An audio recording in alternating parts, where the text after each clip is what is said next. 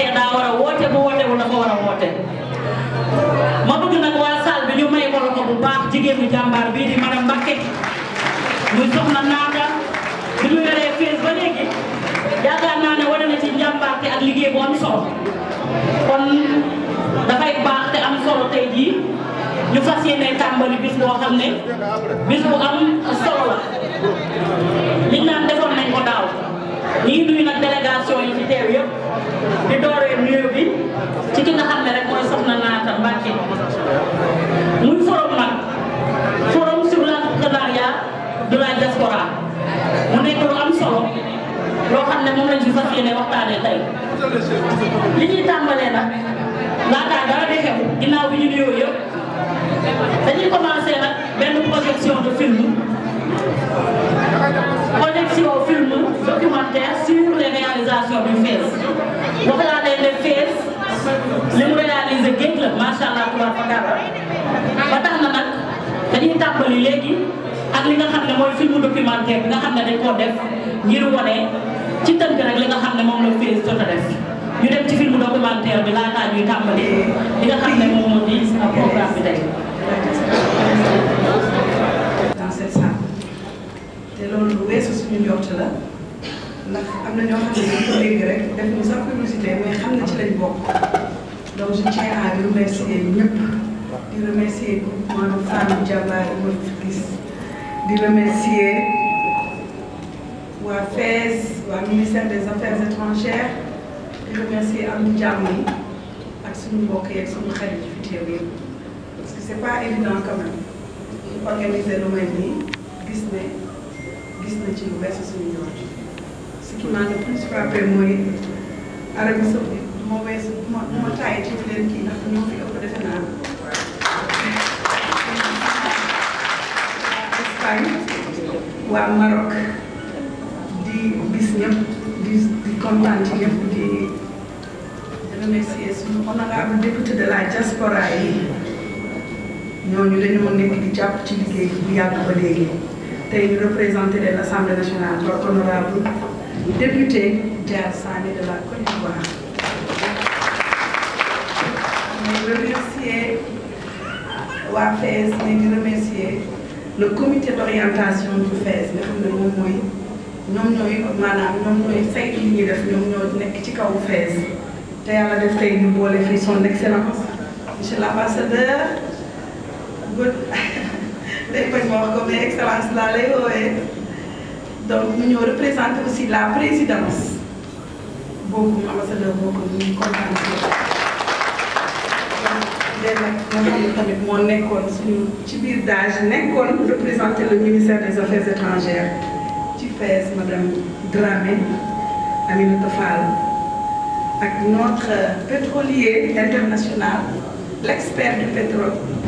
Bachir di représenter aussi son ministère fii ci li ñuy def tey di nuyu aussi suñu frère suñu papa suñu xarit docteur Fallou Samb mi nga xam ne c'est le conseiller du président de la République en investissement te lépp lu ñuy def mu ngi ci taxaw donc je tenais à faire ça parce que c'est important. Excellence, Monsieur Amadou François Gueye, ici représenté par Madame la directrice de la DAIP, Madame Aminata Sow, déléguée générale qui doit nous rejoindre tout à l'heure de la protection sociale, Madame Thérèse Faye Diouf, administratrice générale du FONGIP, qui est déjà sur place et qui arrive, Madame Sophie Diallo, directrice générale du 3FPT, ici représentée, Madame Zahra Iyane Thiam, directrice générale de la CEPEX, ici représentée, Madame Tening Sen, directrice générale de l'ANA, qui va nous rejoindre tout à l'heure, Madame Kampou Thiam, directrice générale du Fonds national de crédit femmes au ministère de la Femme. Chers invités, je voudrais, à l'entente de mon propos, vous souhaiter la bienvenue à cet après-midi du 21 mars, qui coïncide avec le mois qui célèbre la femme. Il me plaît de rappeler le contexte bien spécifique dans lequel nous organisons ce forum. Nous sommes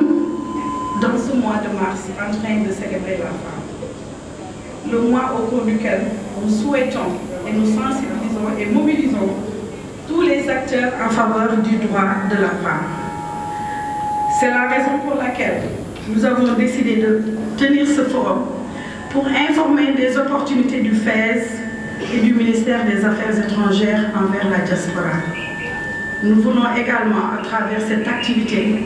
partager avec vous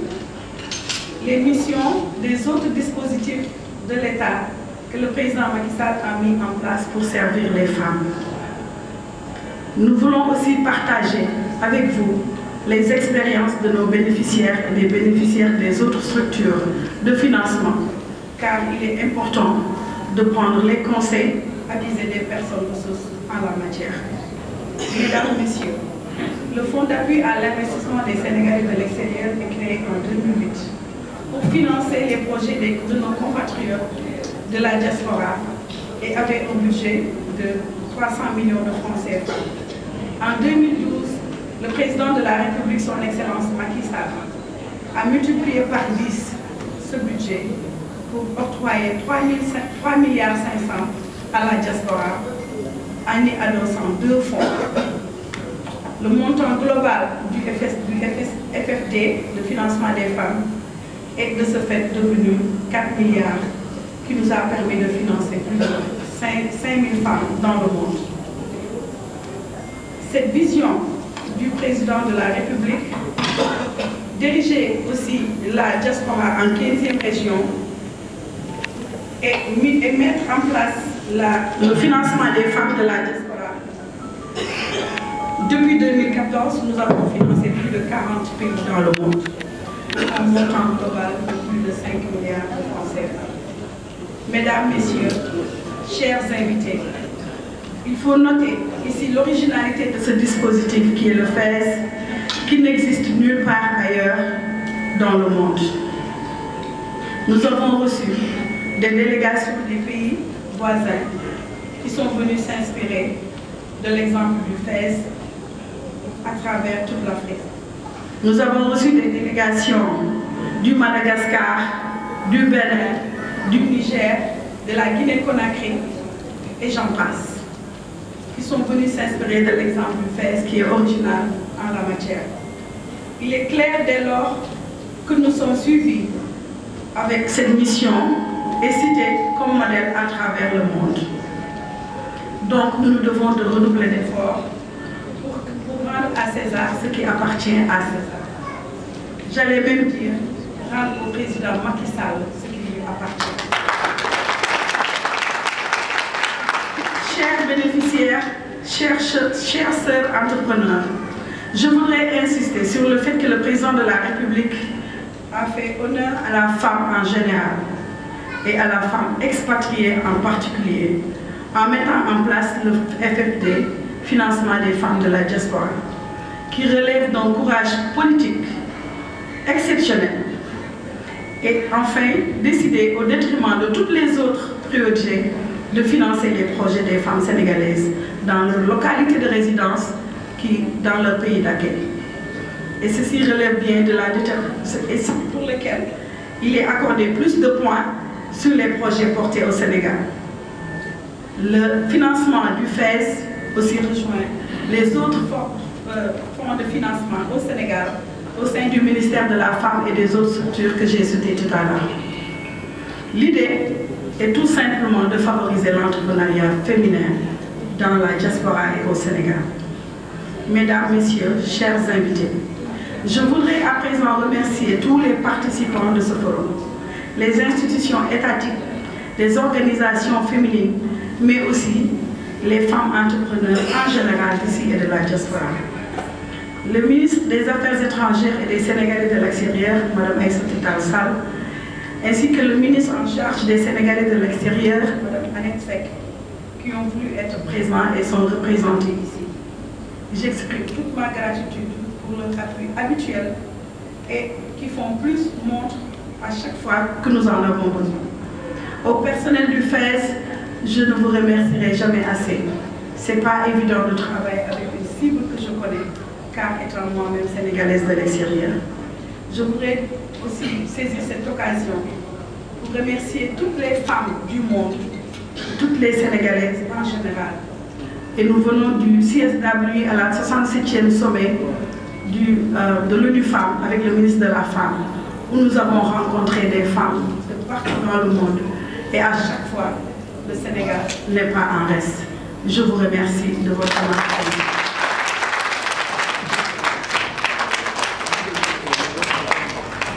defe naa ne wax ji am na solo lool loo xam ne musta am ci benn réew ñu andi ko fii ci Sénégal mu di fees ba yeneen réew yi ñu roy gis nga li nga xam ne moom la madame Mbacké soxna naata wax ci fonds d'appui à l'investissement ba mu jógeeg léegi bàyyeegul ñu ngi financé jigéen ñi ndax gis ngeen ci tënk am na dellu yóbbu nañ ko ba 4 milliards ñu financé plus de 5000 femmes ci àdduna bi yëpp loolu yaakaar naa ne jar naa laaj. Nogoy bu jërëjëf ñu ngi nuyu nag ñi nga xam ne ñoo fi teew dëkk yi fi teew yëpp ndax bu ñu waxee fees mooy rek doomu Sénégal yi nga xam ne ñoo nekk bitim réew ki nga xam ne moo koy administré tamit di doomu Sénégal boo xam ne bitim réew la nekkoon kon dafay jaar ñu tàmbalee nag ci waa Maroc a ngi fi ñu may leen ko bu baax a baax Arabie Saoudite tamit teew nañu la RDC Kinshasa waaye itam Tunisie doomu Sénégal nekk Tunisie Banjul Italie États-Unis d'Amérique Espagne Mozambique Côte d'Ivoire kon yaakaar naa ne réew yëpp teew nañ ci bis bu rëy bu am solo bii mu di forum bi nga xamante ne moom la ñuy doxal tey fii nii li ñuy def nag mooy dañuy ñëw léegi ci ki nga xam ne rek moo fi teewal DGSA muy directeur général bu Sénégalais de l'extérieur yi muy monsieur Amadou François Gaye donc madame Seck moo fas yéene teewal ki nga xam ne mooy ambassadeur bi ana madame Seck ñu may ko loxo. Toute la journée d'aujourd'hui, nous sommes avec la presse. En ce moment même, madame la ministre, enfin madame la déléguée générale est avec la presse. Donc très rapidement, nous féliciter également de participer à cet événement. Rappeler c'est quoi l'ADER? L'ADER, c'est la délégation à l'entrepreneuriat rapide pour les femmes et les jeunes qui vient compléter un dispositif qui existait déjà pour la promotion et l'impulsion de l'entrepreneuriat des femmes et des jeunes. Donc c'est une institution créée en novembre 2017 avec le démarrage effectif des travaux en mars 2018. Donc mars 2023, aujourd'hui, nous fêtons nos 5 ans d'activité avec un bilan riche, plus de 110 000 bénéficiaires, également plus de 100 milliards de financements déjà octroyés. La cible de l'ADER, c'est les femmes et les jeunes. C'est important de le préciser parce qu'une étude a été menée et ce qui a été constaté, c'est que c'est la cible la plus vulnérable qui avait le plus de difficultés pour accéder au financement. Donc c'est pour cela que le Monsieur le Président de la République a bien voulu créer l'ADER pour compléter ce dispositif qui existait, notamment le FES, les banques de la place, notamment la BNDE, le FONGIP, le FONSIS. Donc c'est une cible, malgré tous les efforts déjà consentis par l'État du Sénégal, on peine toujours à avoir des financements. Parce qu'il y a des réglementations bancaires qui imposaient des garanties,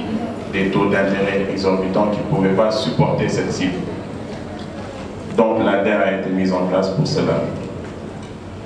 L'intervention de l'ADER, c'est un triptyque. C'est du financement, mais c'est également de la formation, et même avant la formation, une formalisation. Donc aujourd'hui, on parle de financement. Lorsqu'on communique également sur nos résultats, on donne beaucoup de chiffres, beaucoup de milliards, mais un autre aspect très important, c'est la formation que nous faisons, parce qu'aujourd'hui, comme je l'ai dit tout à l'heure, c'est des bénéficiaires qui sont exclus du système bancaire. S'ils sont exclus du système bancaire, c'est pour une bonne raison. C'est parce que c'est des bénéficiaires qui sont beaucoup plus risqués que les autres, qui n'ont pas de garantie à mobiliser. Donc nous, pour capaciter ces bénéficiaires, nous avons pris conscience de l'importance de les former et de les formaliser pour qu'ils puissent rembourser les crédits qui leur sont octroyés. Nous intervenons à travers 3 mécanismes. On parle de crédit, mais il y a 3 mécanismes derrière ce crédit. Il y a de la mise à disposition directe que nous faisons, donc le financement de bénéficiaires à travers les partenaires bancaires avec des ressources de la DER. Il y a de la garantie, une partie de garantie qu'on fait, et du cofinancement. Donc la garantie et le cofinancement nous permettent d'aller négocier avec des partenaires que sont les banques et les institutions de microfinance pour pouvoir avoir un effet de levier beaucoup plus important.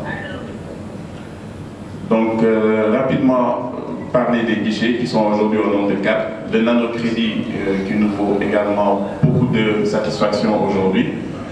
C'est des crédits qui sont compris, qui partent de 10 000 francs à 500 000 francs. Donc,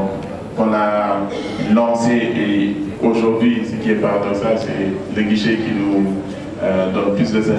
satisfaction en termes de remboursement. Il y a les microcrédits, donc tout ce qui est crédit inférieur à 1 million également que nous faisons. Le soutien aux TPE et PME, des crédits qui vont jusqu'à 50 millions et la structuration des chaînes de valeur. Donc par rapport à la structuration des chaînes de valeur, je donne juste rapidement un exemple. C'est ce que nous avons fait avec la filière lait, où on a structuré les producteurs de lait. On a pu les mettre en relation avec les industriels, qui sont par exemple la laiterie du berger, pour pouvoir assurer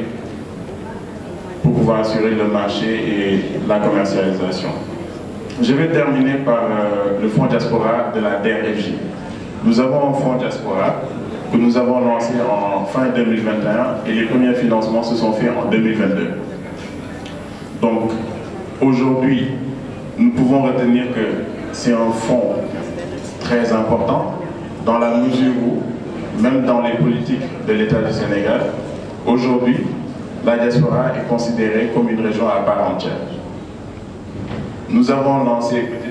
petite anecdote, nous avons lancé début mars un appel à projet pour les projets diaspora. Nous nous sommes dit en interne qu'on va partir sur un ticket minimum de 1 milliard de francs CFA à financer sur cette année 2023. Nous avons lancé l'appel à projet le 1er mars. Figurez-vous que le 7 mars, une semaine après, nous avons reçu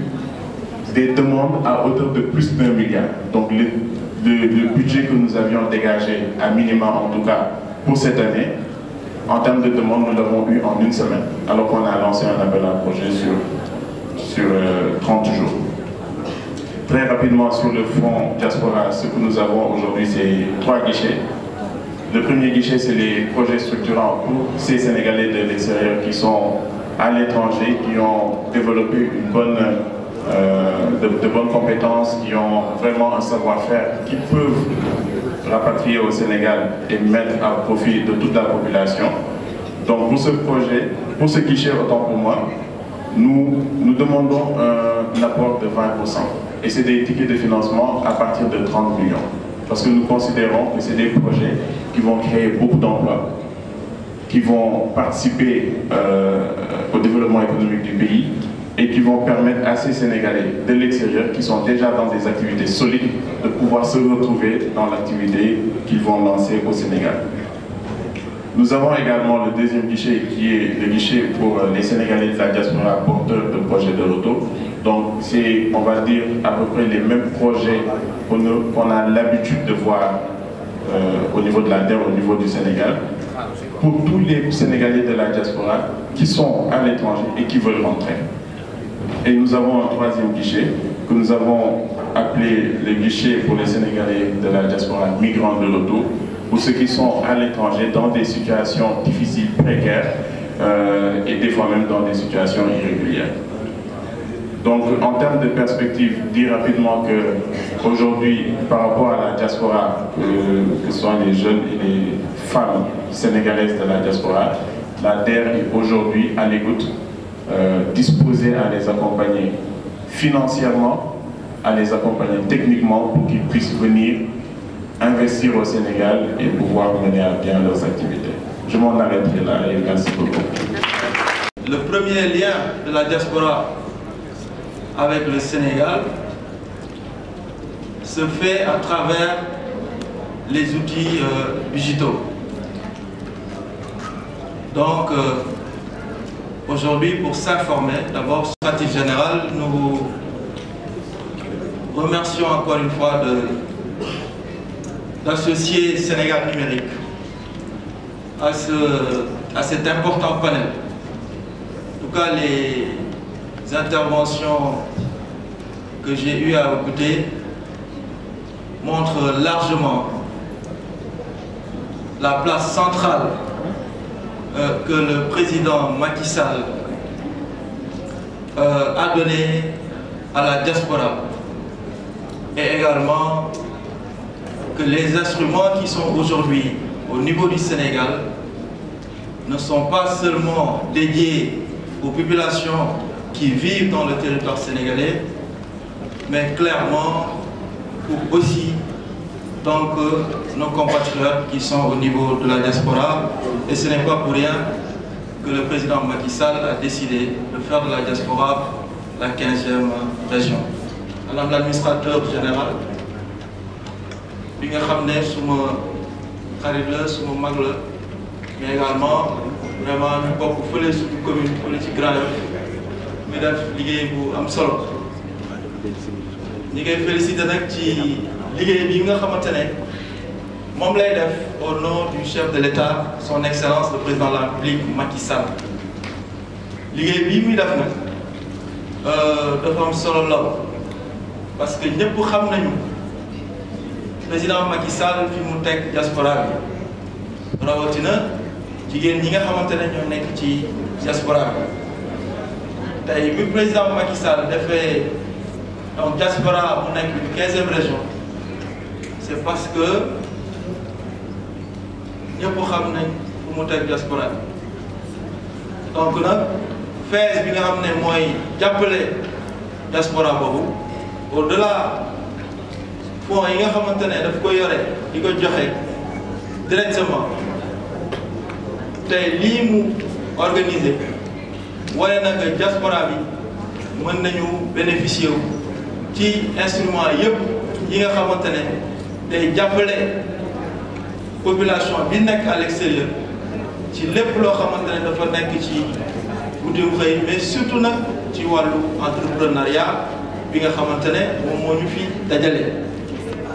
entrepreneuriat nag buñ koy wax am na solo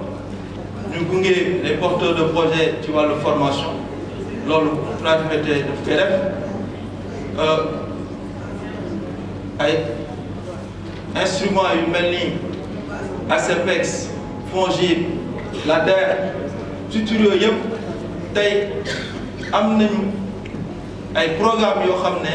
sénégalais lañ koy jagleel, mais aussi diaspora bi daf ci am wàllu bu bëri bëri. donc moo tax li ñu organiser tey à travers vraiment le leadership de madame Mbacké nekk na loo xamante ne lu am solo la. place su numérique nag ci loolu nekk na place bu am solo parce que ñëpp xam nañu ne que boo nekkee diaspora, ce lien ak gouvernement, ce lien ak réew mi mu ngi jaar ci xarale yees yi rawatina ci internet. donc internet boobu nag boo xoolee structure yu bari yi nga xamante ne jot nañ def seen présentation, donc ñoom ñëpp am nañu ay site internet yoo xam ne population bi ak ñi nekk diaspora mën nañu informer wu ci programme yooyu, muy DER muy FONGIP muy vraiment structure yooyu yëpp tey am nañ ay plateformes numériques. am na ñoo xam ne sax nit ki mën na inscrire directement ci plateforme boobu pour mën a bénéficier wu ci programme bi. waaye président Macky Sall dafa gis ne jafe-jafe yi bëri na ci population bi nu ñuy amee information bi ci structure publique yooyu, moo tax mu décidé def un guichet unique. donc guichet unique boobu tey foo dem ci Sénégal taxawal nañ foofu pour gunge jigéen ñi ak xale yi, mais loolu aussi diaspora bi def ci bokk. donc guichet boobu boo fa demee dañ lay encadrer ci wàllu formation accompagner la vraiment pour que nga mën a taxawal sa entreprise taxawal donc sa liggéey bi ngay def dans le cadre de l'entrepreneuriat. Donc loolu yëpp vraiment ay instruments la ay jumtukaay la yoo xam ne gouvernement bi teg na ko pour jàppale population bi mais aussi pour jàppale ñi nga xamante ne ñu ngi bitim réew. Donc loolu laa bëggoon a wax en guise de résumé ci kàllaama wolof gannaaw bi ñu leen gërëmee bu baax ci teeluwaay bi ak ci déglu bi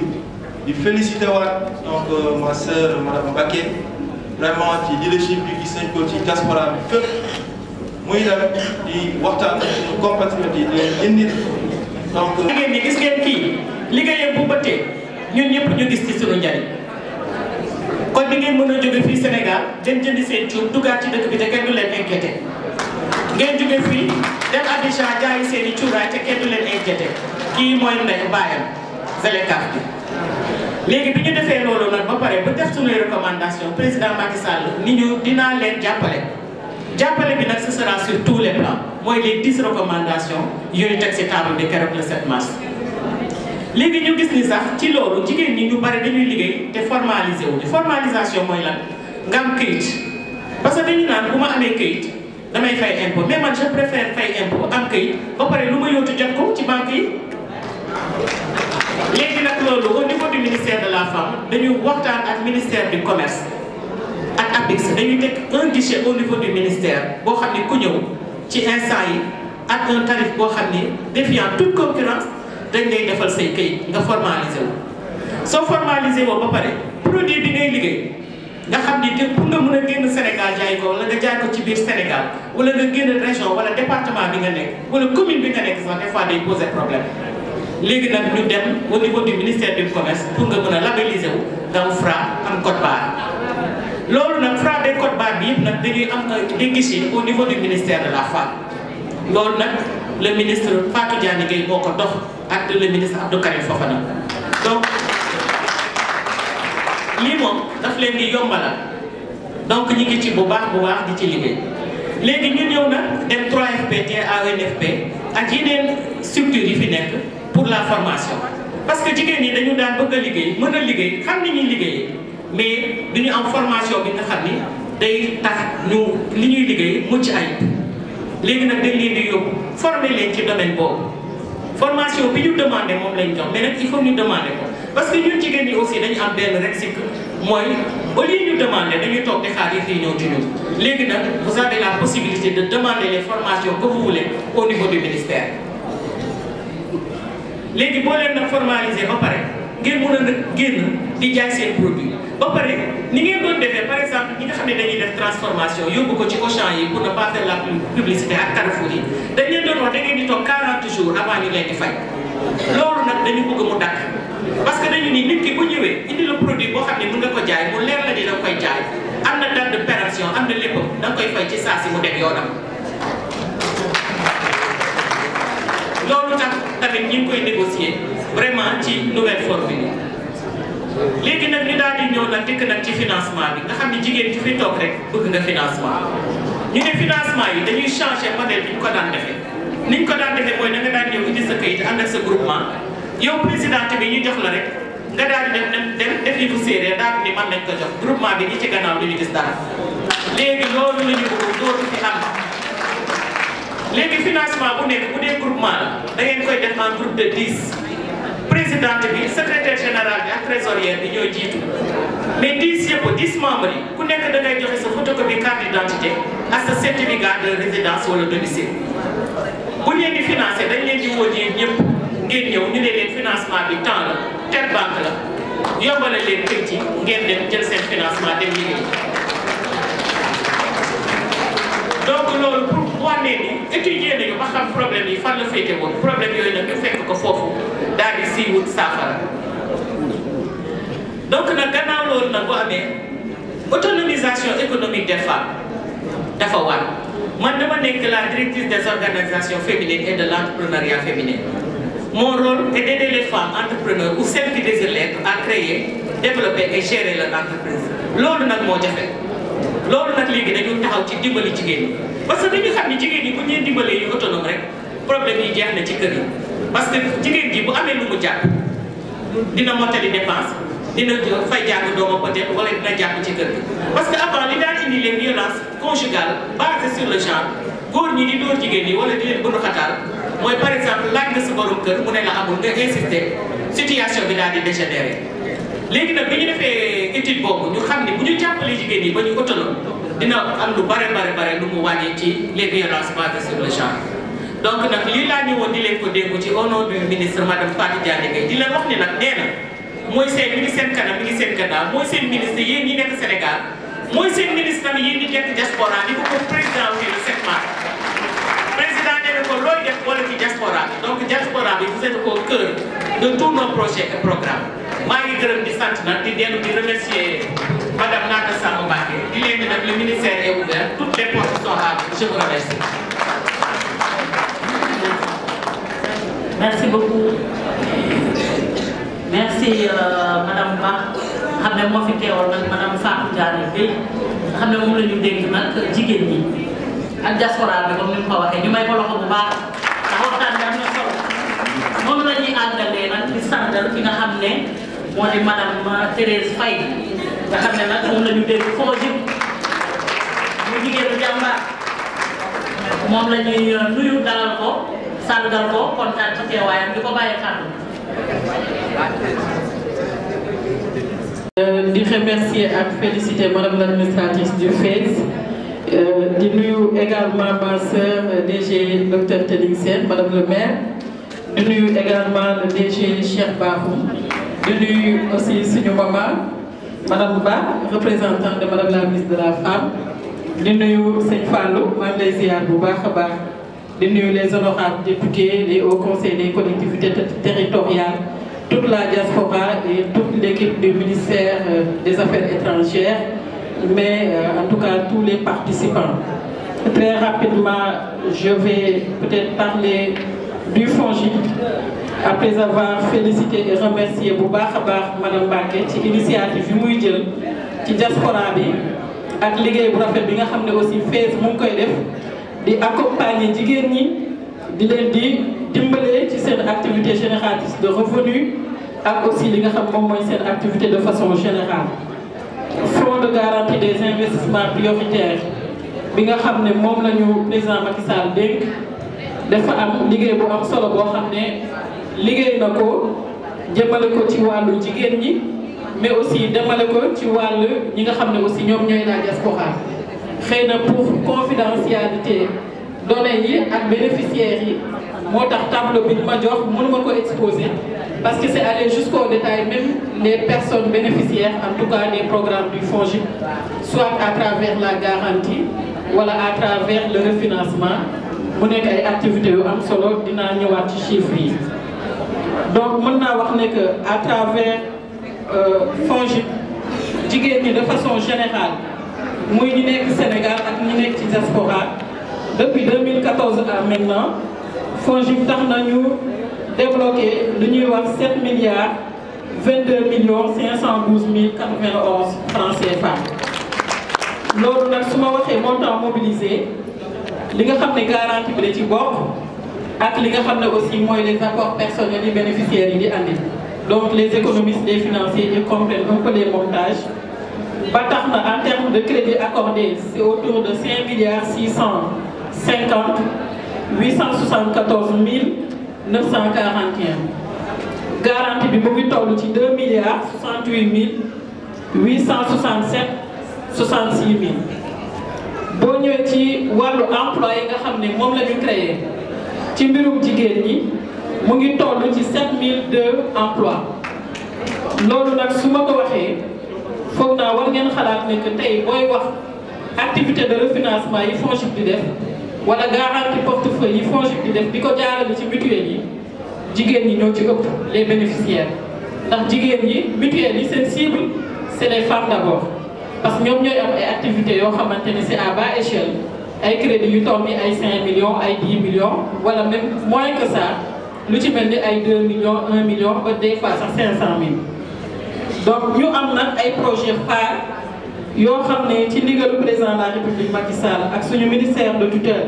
le ministère de l'économie, du plan et de la coopération dañu am lu ñuy wax le programme ETER. ETER c'est emploi, transformation économique et relance. Banque mondiale financé ko FONGIP di assurer la composante garantie. Composante garantie boobu ñu ngi ci am benn enveloppe de 25 milliards. ci 25 milliards yooyu indicateurs liés aux résultats yi nga xam ne moom la ñu bailleurs yi assigné mooy au moins 30% des 25 milliards fonds yooyu ci jigéen ñi la war a dem. moo tax ngeen ñuy gis un peu partout ñuy liggéey di joxe ay financement partout pour mën a respecter suñu engagement boobu ak bailleurs yi. boo jëlee enveloppe boobu mu ngi toll ci 7 milliards 500 loo xam ne jigéen ñi lañ ko jagleel ci FONGIP mu nekk ay fonds yoo xam ne yu taxaw la mu ngi ci banques yi ñu logé matin midi soir ñu ngi jot fiche yi di liggéey aussi ñu mel ni waa FAISE yàggul dara rek maa ngi wax madame Mbacké convention bi nga xam ne FAISE da ko amoon ak FONGIP nañ ko xoolaat réactualiser ko pour que les femmes qui sont dans la diaspora aussi te mën a jot ci financement yooyu mën ci am seen cër wala mën ci am seen wàll parce que déjà am na ñoo xamante ne yàggul dara suñu comité bii passé ñu jóge Paris ñu ngi defar seeni restaurant à Saint-Louis ñu accompagner leen am na ñoo xam ne seeni tool lañ am jóge Belgique ñooñu ñëpp ñu ngi leen di accompagner ñoo xam ne usine café Touba gi ñu koy transformer à Thiès jóge Paris ñib si ñu gunge ko def benn restructuration boo xam ne entre FONSIS ak FONGIP ñoom ñoo leen accompagner yaakaar naa ne am na ay hôtel yu bëri lu ci mel ni teexu bi ñoom café googu tey dañ koy jënd ci sénégalais boobu di ko servir li nga xam ne ñoom ñooy seen clientèle. Donc très rapidement may wax ne que de la même manière avec ETER, avec la Banque mondiale, nous avons un autre programme qu'on appelle le programme d'appui à l'accélération, à la compétitivité et à l'emploi. nga xam ne boobu aussi Banque africaine de développement moo ñu ko financé à hauteur de 20 milliards. boobu aussi même indicateur des résultats la ñu ci jox au moins 30% des fonds na dem ci jigéen ñi ak aussi mu am benn enveloppe boo xam ne dafa war a dem ci primo entrepreneur suñ ko waxee mooy ñi nga xam ne mësuñu def activité entrepreneuriale donc ñooñu aussi dafa am enveloppe boo xam ne dañ leen ko jagleel yombal conditions yi ba ñu mën a jot loolu donc boobu mu ngi toll ci 6 milliards donc en global mën naa wax ne que 13 milliards 500 la ñu tàmbalee depuis trimestre bii nga xam ne mooy le dernier trimestre de 2022 ba fii ñuy wax ak yéen mu war a durer au moins 4 ans donc loolu moo tax tey ñun 50% des ressources dañ ko dugal ci banque yi pour mu dem ci garantie bi 50% des ressources ñu dugal ko ci SFD yi mu mën a dem ci garantie portefeuille yi pour ñu accompagner jigéen ñi ndaw ñi ak ñi nga xam ne dañ ko soxla. donc su ma ñëwee tamit ci li nga xam ne moom mooy très rapidement sur les résultats yi nga xam ne moom la FONGIP def ci diaspora bi maa ngi doon wax léegi ne que jarul may dugg ci détail bi parce que c'est un peu confidentiel mais le volume de financement est de 3 milliards 75 millions 236 139 volume bi nga xam ne moom mooy concerné la garantie mu ngi toll ci 839 millions 64 mille 25 mu tax nag ñu créé 531 emplois dëkk yi nga xam ne ñoom la concerné je pense que am na Belgique am na Canada am na aussi France am na Espagne am na FEP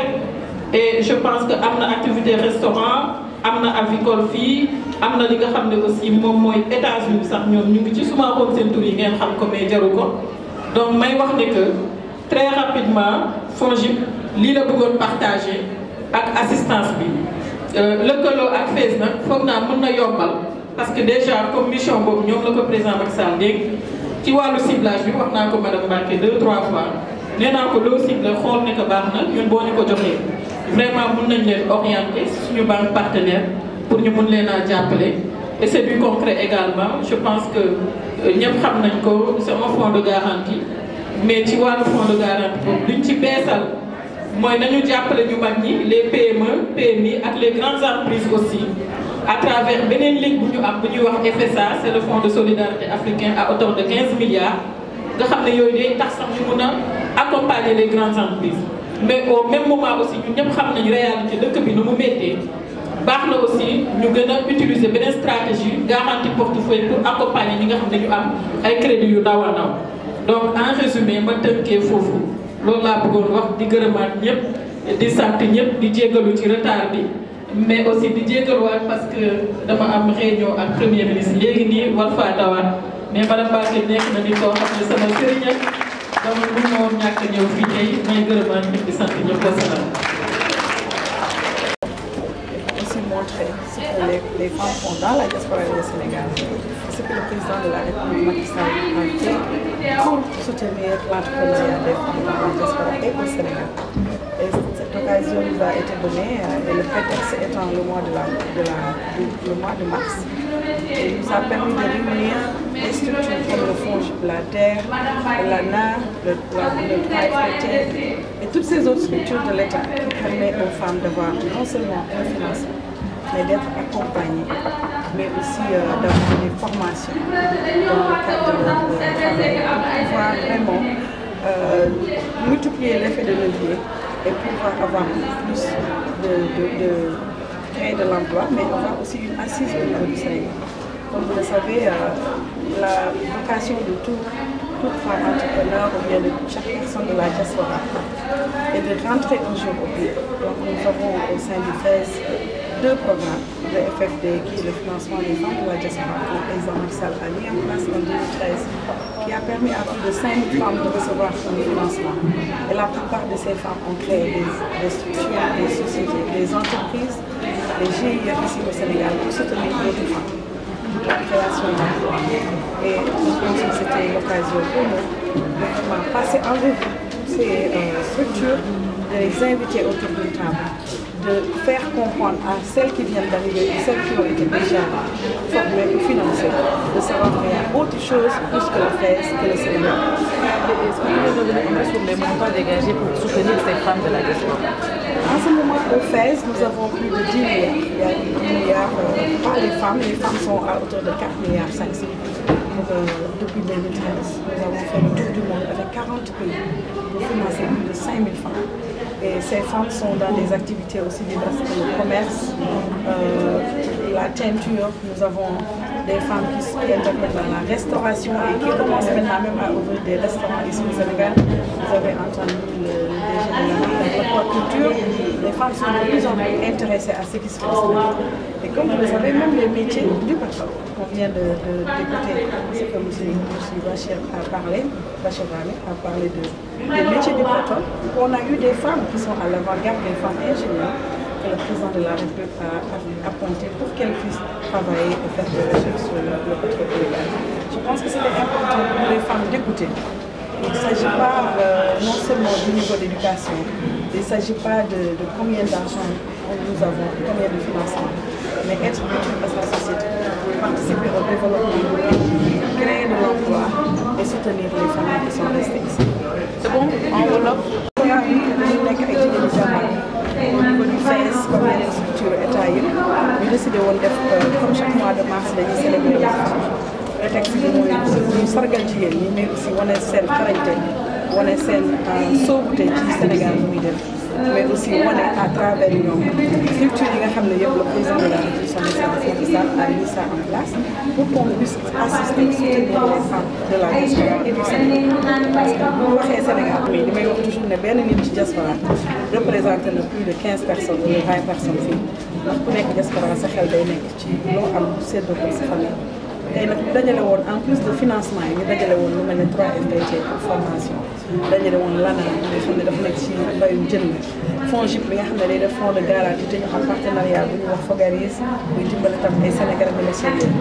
ak ñeneen ak Sénégal numérique xam ngeen ko ku dëkk diaspora soo sañoon soo xëyee da ngay xam li xew Sénégal te loolu bu dul internet doo xam donc ñu woowoon ñooñu ñëpp suñu ay bokk ay DG ak président teg yëpp ñu waxtaan ak ñoom waxtaan ak waa diaspora yi fi nekk parce que ñu ci ëpp tey ñu ngi financé woon 2013 2014 li ci gën a neex mooy ñu ngi ñibbisi nañ Sénégal am fi ay GIE ñii fi toog ñëpp tey Sénégal la ñu nekk léegi mais dañ leen di financé woon dans le cadre de la diaspora donc bu ñu doon jàppale doomu Sénégal yi comme ni ko président xalaatee ñu leen di formé di leen wax li xew Sénégal xëy na ñu bëri duñu amati problème à l'extérieur parce que bitim réew neexul bitim réew melatul nu mu meloon te ku nekk boo sañoon nga développé sa bopp ñi ci ëpp nag ñoom dañoo ñëw créer emploi di soutenir seeni famille mais aussi di jàngale seen xam-xam bi bitim réew loo toog rek gën fa yàgg am na loo xam ne amul fii te loolu yëpp dafa nekk moo tax ñu leen di woo di leen déglu pour ñu mën a jëriñoo loolu fii ci Sénégal ñoom ñu jëriñoo ko bitim réew parce que nga nekk sa dëkk neex na torop li ma am possibilité di dem di dëkk neex na torop mais état jàppale la loolu c'est une première pour la diaspora pour les femmes de la diaspora comme c'est une première aussi le président bu mu waxee 15e diaspora ba tey ñoo koy député gis ngeen leen tey ñu ñoo teew di mën a waxtaanee lan mooy seen expérience ak di jàppale ñi ci bitim réew. ci somme bi nga xamante ni dépensé nga ko jàppale jigéen ñi wala sax ñi nekk ci diaspora bi. bi depuis président bi fi nekkee Macky Sall président de la République ñu ngi nekk ci 11 milliards yu ñu joxe donc 4 milliards 500 yoo xam ne dañ ko jagleel jigéen ñi diaspora. plus de 5000 juróomi junni sénégalaises am nañu financement ci ñeent fukki dëkk yoo xam ne nii xëy na Afrique moo ci ëpp mais boo demee Mozambique dëkk yu gën a reculé nga dem ay Afrique du Sud fépp foo dem nañ fa dajeeg jigéen ñi wax ak groupement yi jàppale leen nga xam ne Europe Amérique Chine ba Chine dem nañ fa jigéen ñooñu tey doon nekk ci ay foire xam lu ASEPEX par exemple di mën a jëriñ ñuy ànd ak ñoom di dem ci foire yi di leen jàppale ci exportation di leen jàppale ci financement FONGIP di leen jàppale ci yeneen lu mel ni aquaculture jigéen ñi bari xamul woon na mais bu ko dañ koy laaj moo tax tey ma ne woon dañuy invité structure état yi nga xam ne yëpp ñoom xam nañu ñu ngi liggéey di jàppale jigéen am nañu benn volet jigéen ma invité leen ñu ñëw ñu wax ñu dégg ñu wane ñu gis que ñu gën a mën a diversifier seen activité gën a créer emploi gën a jàppale Sénégal parce que Sénégal jàppale bi dafa war a aussi jóge ci ay doomu réew bitim réew te loolu jigéen ñi nga xam ne moom la yàlla dénk famille je pense que c'était important ñu sargal leen déglu leen xool aussi ni ñu leen di gën a jàppale parce que bu ñu leen di jàppale léegi dafa am 10 ans dafay dugal ay fonds donc c'est important ñu leen di wan tamit ne Sénégal gërëm na leen ci loolu seen famille ñu ngi jàppale ay famille mais aussi yeneen structure yi fi pour diversifier seen activité pour que Sénégal gën a am développement bu ñu war a am.